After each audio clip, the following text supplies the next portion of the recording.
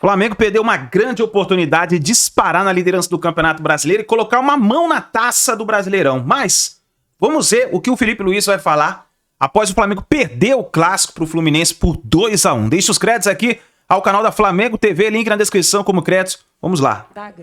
E você justificou que não queria botar esses jogadores num momento tão decisivo para o Flamengo na temporada porque era erro zero, né? E aí agora você chega numa situação, como foi contra o Bahia também, que você é meio que obrigado a usar esses garotos. E hoje o João Vitor parece ter sentido um pouco o jogo, né? Até saiu no intervalo.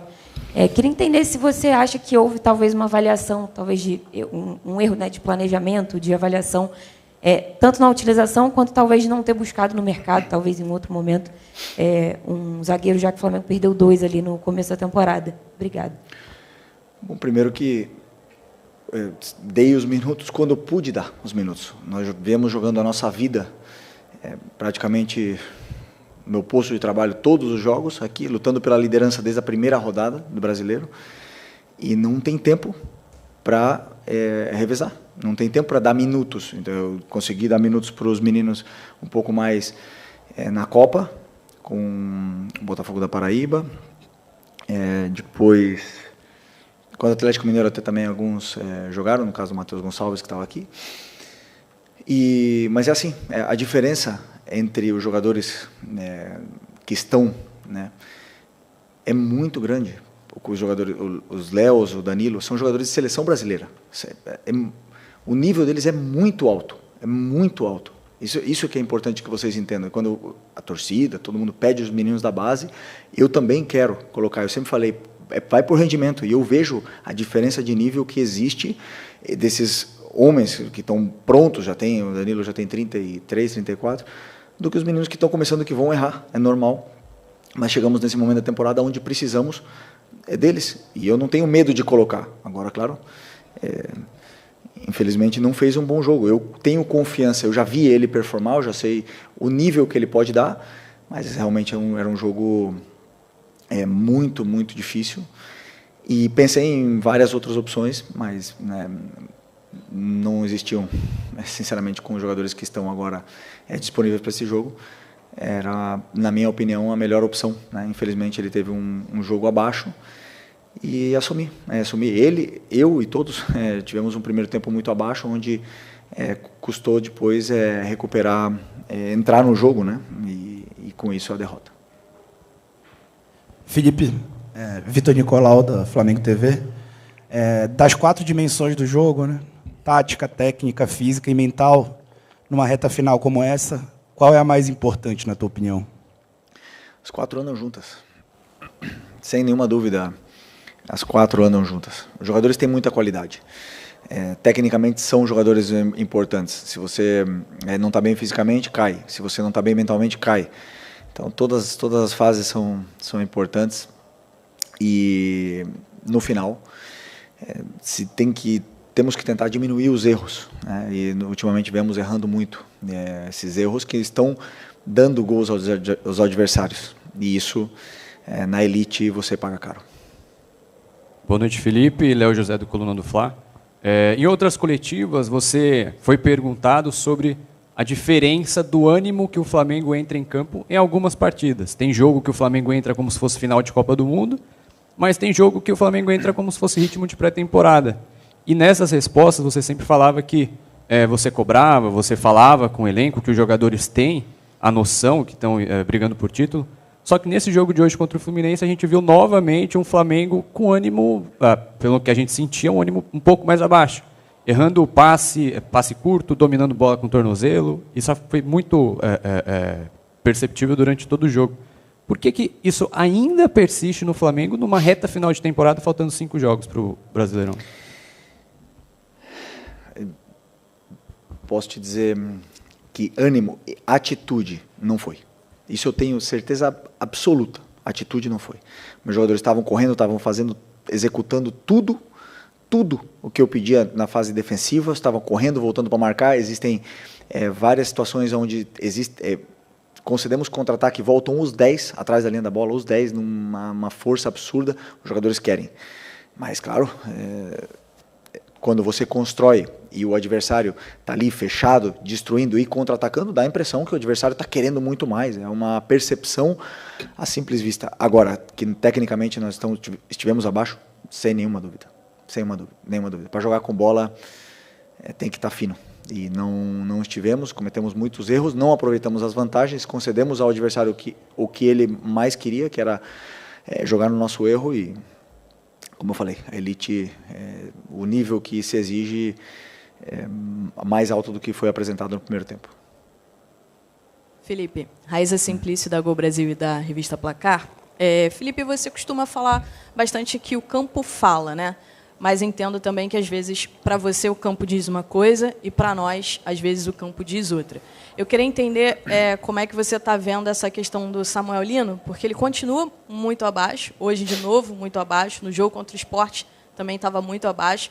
E a gente tem visto uma crescente assim, do Everton Cebolinha, se mostrando um jogador, às vezes, até mais agudo do que o Samuel Lino. Como é que você fez essa escolha para hoje? Por que não o Everton Cebolinha começando na do Lino hoje? Primeiro, muito bom que o Cebolinha venha crescendo, porque nisso consiste, quando um não está tão bem, entra outro para poder colocar, melhorar e potencializar, né? São os jogadores que melhoram a equipe quando entram. Para isso estão os jogadores que ficam fora. E no caso o Lino vinha crescendo depois do jogo da Libertadores, ele teve a oportunidade do Sport, ele vinha crescendo. É um jogador que temos todos muita confiança nele, vemos no dia a dia o quanto ele se esforça e realmente fez um jogo abaixo contra o Sport, como toda a equipe, né? Então estava na minha cabeça, sim, a dúvida entre os dois, mas sabendo de que o Cebolinha vem crescendo e que vai potencializar a equipe na hora que entrar, e assim foi.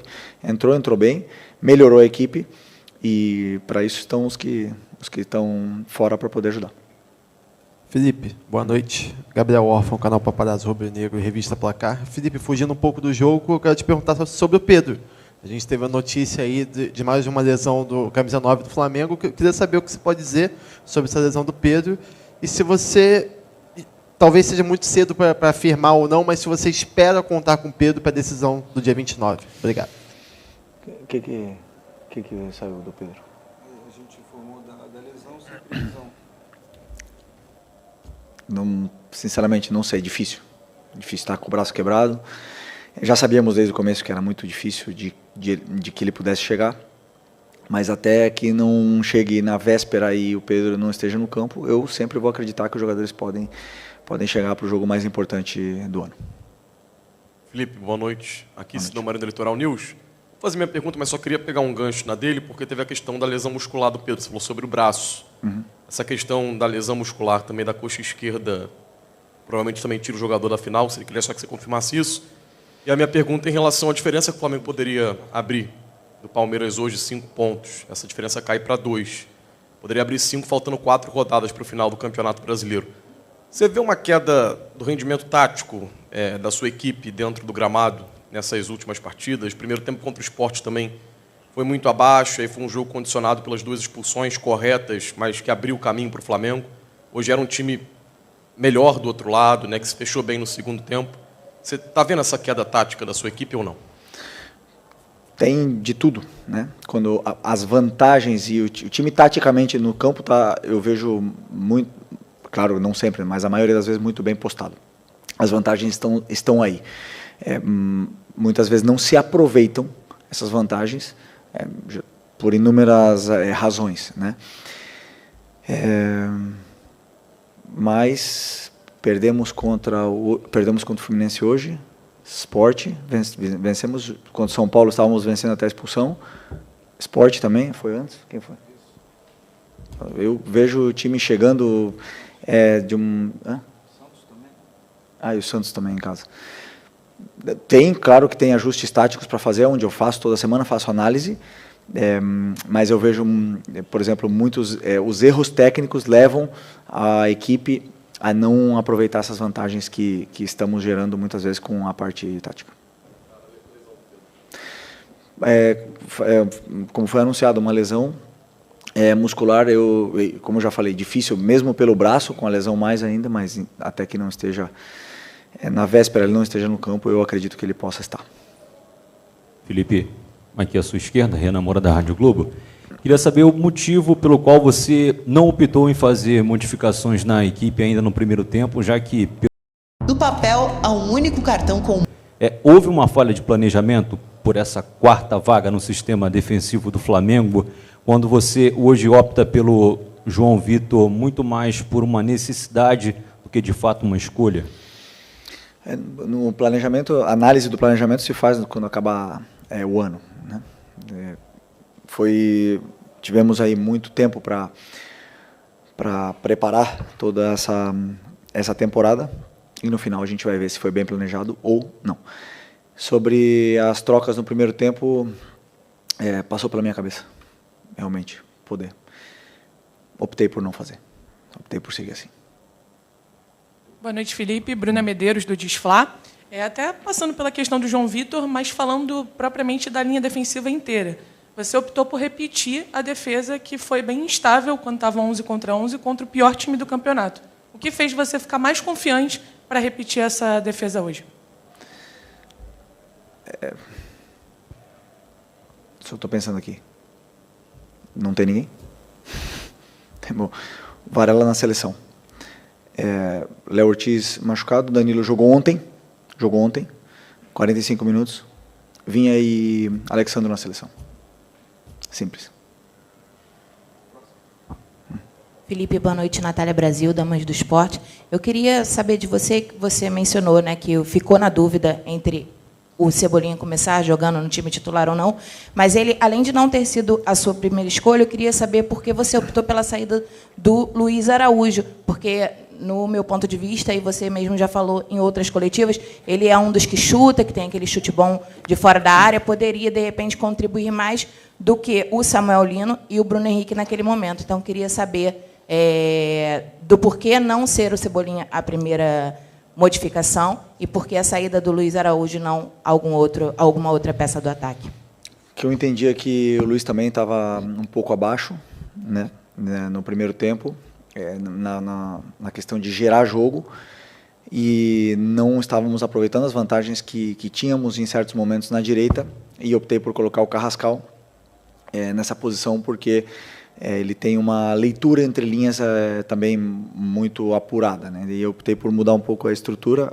fazer o Saúl ganhar altura, fazer ele poder também chegar na área, e com isso a equipe melhorou, a equipe conseguiu chegar com mais facilidade na área do Fluminense, conseguiu gerar volume, mas é verdade que tem uma equipe que se sacrifica, que luta, que vinha há muito tempo sem tomar gols aqui, e é difícil entrar. Nosso time gerou volume, poucas ocasiões, e principalmente isso, por tentar aproveitar também o cabeceio do Juninho, que tem bom cabeceio, e porque imaginava, pela forma que o Fluminense defende, que iríamos chegar mais por fora.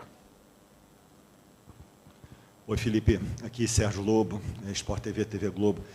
Eu queria saber, dentro do teu estudo, o que você estudou hoje do Fluminense, que é um time que vem se repetindo praticamente, obviamente que eles estavam muito mais descansados que o Flamengo, mas é um time que a gente vê que tem uma postura tática que o treinador pouco muda, né? Joga o Canóbio, joga um fixo de centroavante, joga do outro lado do Serna, e que pode ter te surpreendido, ou que você não estava esperando, porque o que a gente viu no primeiro tempo foi uma superioridade, ok, que o Flamengo errou, mas muito grande da equipe tricolor. Eu queria saber se houve alguma coisa no teu planejamento para o jogo, analisando o Fluminense, que te pegou de surpresa.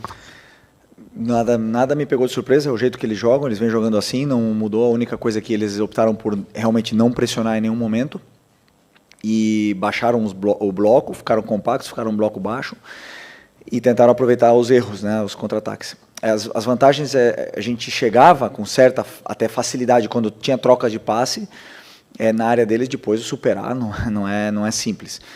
E aí é onde o jogador precisa estar criativo, inspirado, fresco, e não estávamos, né? E depois, com a bola no pé, é um time com qualidade. Em nenhum momento me surpreendeu, porque é um time que eu sei que tem muita qualidade. Já tinha com o Renato Gaúcho, já tinha com o Mano no começo do ano, quando estava o Arias aqui ainda, um time que sabe jogar, que sempre tentou jogar, e é um time que, claro, que vai te criar problemas. Os problemas que eles criaram, quase todos, realmente foram dados pela nossa equipe. E isso, cada vez mais, parece, e com razão, que a superioridade deles foi grande. E foi dentro do plano de jogo deles, funcionou muito melhor que o meu. Felipe, Isaac Andrade, do Flavoz. Vontade não faltou. Os jogadores do Flamengo, obviamente, queriam vencer. Se a gente pensasse diferente, seria uma outra situação, uma outra narrativa. A parte técnica e tática também, essas explicações em relação ao que aconteceu no campeonato, as ausências, né, o calendário FIFA. Agora, uma coisa que me chamou a atenção, e de alguns torcedores que mandaram mensagem para a gente, foi o comportamento do técnico do Fluminense e o teu comportamento, respeitando o perfil de cada um, obviamente. Mas o técnico do Fluminense hoje, ele orquestrava tanto o time dele, quanto a própria torcida, chamando, fazendo, acontecendo.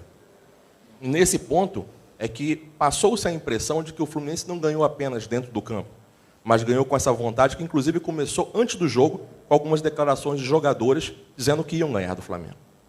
A gente está no final do campeonato. Já te fizeram uma pergunta de como que você pode reverter isso.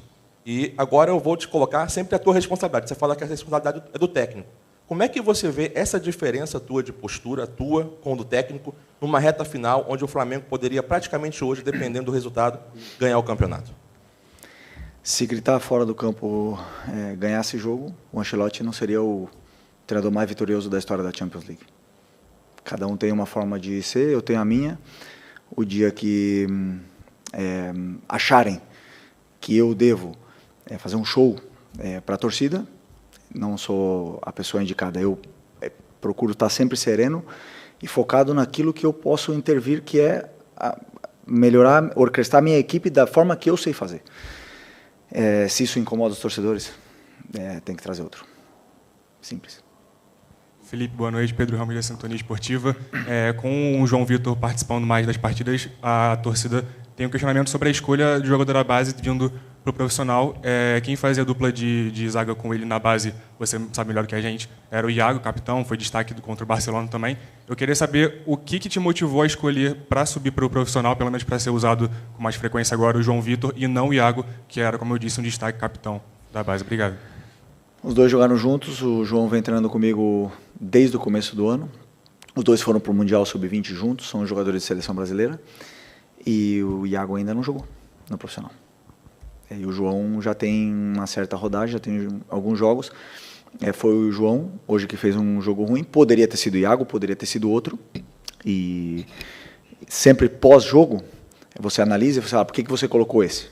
Mas antes do jogo, o treinador tem que escolher em base do que acredita que vai acontecer. Eu não sei o que vai acontecer no campo. Eu não sei se o jogador vai jogar bem ou vai jogar mal. Eu espero que ele apresente a melhor versão. Depois do jogo fica tudo mais simples, né? Por que eu não fiz isso? Eu não sou assim. Eu tomo as decisões, sou convicto nelas e depois deu errado, assumo a minha responsabilidade. Vemos você daqui a 2 dias, então. Obrigado. Tchau. É isso aí, nação. Tá aí a coletiva do técnico Filipe Luís após a derrota do Flamengo para o Fluminense. Os 2 gols do Fluminense foram gols que foram erros do Flamengo. Não tem o que ser justificado. Foram erros do Flamengo. Erros principalmente da parte defensiva. O segundo gol, então, que foi aquela entregadinha do Rossi. Cara, nem posso criticar o Rossi. O Rossi tem jogado bem as últimas partidas, mas esse lance, eu acho que nem a culpa nem foi tanto dele, mas sim do zagueiro que recuou a bola para ele. E aí ele já estava todo estabanado para receber a bola. Eu acho que ele deveria ter deixado a bola sair para escanteio. Mas, infelizmente, acabou acontecendo esse erro fatal aí que levou o Flamengo a mais uma derrota numa situação onde o Flamengo poderia praticamente colocar as mãos na taça do Campeonato Brasileiro. E agora eu vou falar da arbitragem. Arbitragem vergonhosa. Vergonhosa, porque no lance que teve o Bruno Henrique, que estava ali dentro da área, driblando os jogadores, ele recebeu um chute por trás e ele caiu no chão e o juiz não deu pênalti. Pênalti claríssimo. Eu não consegui entender nesse lance. Eu não consegui entender. Um pênalti claríssimo que poderia ter levado o Flamengo, pelo menos a um empate. O Flamengo poderia estar aí com os 3 pontos de distância do Palmeiras. Palmeiras que empatou já a partida. Eu acho que, não sei se de repente os jogadores souberam do empate do Palmeiras e já entraram meio que relaxados. Eu não sei, porque o Flamengo estava irreconhecível hoje. O Fluminense tem que reconhecer, o Fluminense no primeiro tempo dominou a partida. 2 lances grotescos, acabamos tomando os gols, se saímos perdendo no primeiro tempo por 2-0. Cara, complicada essa situação do Flamengo. Agora o Palmeiras encostou, a distância que estava entre Flamengo e Palmeiras é de apenas 2 pontos nesse momento, então o campeonato ainda está em aberto. Tudo pode acontecer, faltam 4 rodadas para acabar o Campeonato Brasileiro. No dia 29 de novembro tem a final da Copa Libertadores da América, lembrando que vale vaga para o Mundial de Clubes desse ano e para a Copa do Mundo de Clubes de 2029. Então, quer dizer, é uma final importantíssima para o Flamengo. Vamos ver o que vai acontecer. Agora não tem o que fazer, não adianta ficar se lamentando, mas tem que cobrar da arbitragem, porque erro grotesco que acabou prejudicando o Flamengo. Tamo junto, nação. Obrigado por você estar aqui até o final do vídeo. Não se esqueça, deixa o seu like, se inscreva no canal. E aqui desse lado, ó, tem mais notícia e informação do Flamengo. Só você clicar, acompanhar. A gente se vê no próximo vídeo.